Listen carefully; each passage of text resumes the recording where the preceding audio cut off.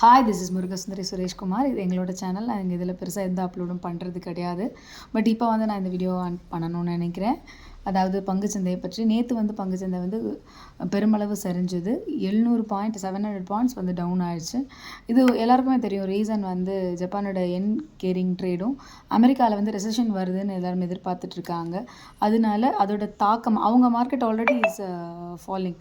அதோடைய தாக்கம் தான் நம்ம இந்தியன் மார்க்கெட்டில் நேற்று பெருமளவு சரிஞ்சுது.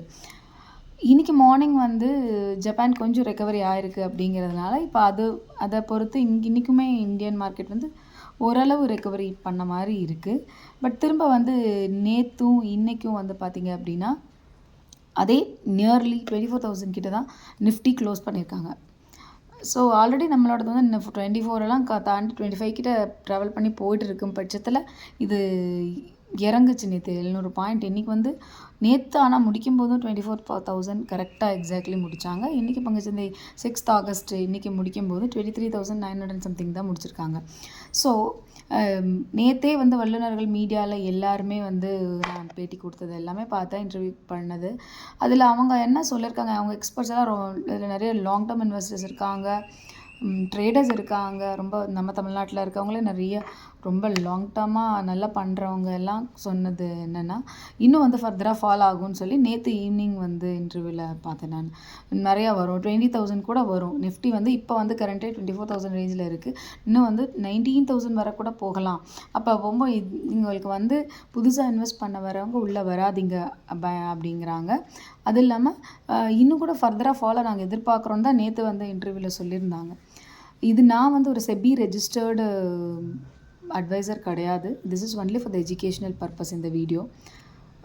என்னுடைய கருத்து என்ன அப்படின்னா, இந்தியா நல்ல ஸ்திரத்தன்மையோடு தான் இருக்குது. நம்மளோட பொருளாதார எக்கனாமிக்கில் நம்ம கண்டிப்பாக ரைஸ் ஆகிட்டே தான் இருக்கும்.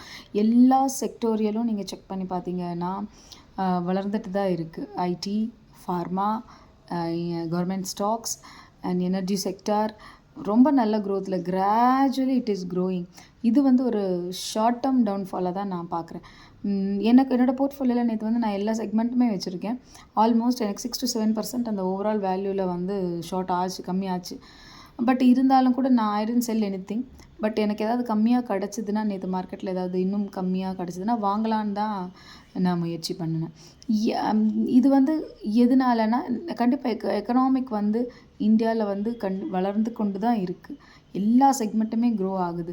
வருங்காலங்களில் even another 1 or 2 months 3 months அப்படி போயிட்டே இருந்தாலும் கண்டிப்பாக இந்தியா வளர்ச்சி பாதையை நோக்கி தான் போகுது. It is a developing country. லீடிங்கில் தான் நம்ம இருக்கிறோம். ஸோ அதனால் நான் என்னோடய கருத்து என்னென்னா, கண்டிப்பாக by the end of December 25,000 cross தான் பண்ணும் நிஃப்டி. இது ஒரு ஷார்ட் டேர்ம் டவுன்ஃபாலாக தான் நான் பார்க்குறேன். ஸோ பேனிக் ஆக வேண்டியதில்லை பெருசாக இன்வெஸ்டர்ஸு. மேபி ஷார்ட் ட்ரேடிங் பண்ணுறவங்க ப்ராஃபிட் இருந்தால் க்ளோஸ் பண்ணிவிட்டு திரும்ப லோவில் கிடைக்கும்போது எவ்வளோ லோவில் கிடைக்குதுன்னு பார்த்து நம்ம வாங்கி ப்ராஃபிட் பார்க்கலாம். இதை ஒரு நல்ல சந்தர்ப்பமாக பயன்படுத்திக்கலாம். நல்ல எவ்வளோ தூரம் கீழே போகுதுன்னு மார்க்கெட்டை கவனிச்சுட்டு, பட் கண்டிப்பாக திரும்ப பவுன்ஸ் பேக் ஆகிடுங்கிறது தான் என்னுடைய ஸ்திரமான கருத்து. ஏன்னா பொருளாதாரத்தன்மை மிக நன்றாகத்தான் இருக்குது. நிறைய பேர் சொல்கிறாங்க, ஜிஎஸ்டி ஏற்றிட்டாங்க, டேக்ஸ் ஏற்றிட்டாங்க, பட்ஜெட்டு சரியில்லை, வாட்டெவர் அப்படின்னு கருத்துக்கள் இருந்தால் கூட கண்டிப்பாக அது மார்க்கெட்டை அவ்வளோ தூரம் எஃபெக்ட் பண்ணாது. ஈவன் அக்டோபர் நவம்பரில் இப்போது அமெரிக்காவோட பிரசிடென்ட் தேர்தல் வரும்போது அதில் கொஞ்சம் மாற்றங்கள் சேஞ்ச் ஆகலான்னு எதிர்பார்க்குறேன். எந்த மாற்றங்கள் வந்தாலும் அதோட பாதிப்பு இந்தியன் மார்க்கெட்டுக்கு ஒரு அளவுக்கு தான் இருக்கும், ரொம்ப பாதிப்பு இருக்காது அப்படிங்கிறது என்னுடைய கருத்து. ரொம்ப பேனிக்காக வேண்டாம். நான் யங் டு த மார்க்கெட். நான் லீமன் கிராஷ் எல்லா ஆர்டிகல்ஸும் I read and I analysed. After that only I came to the market.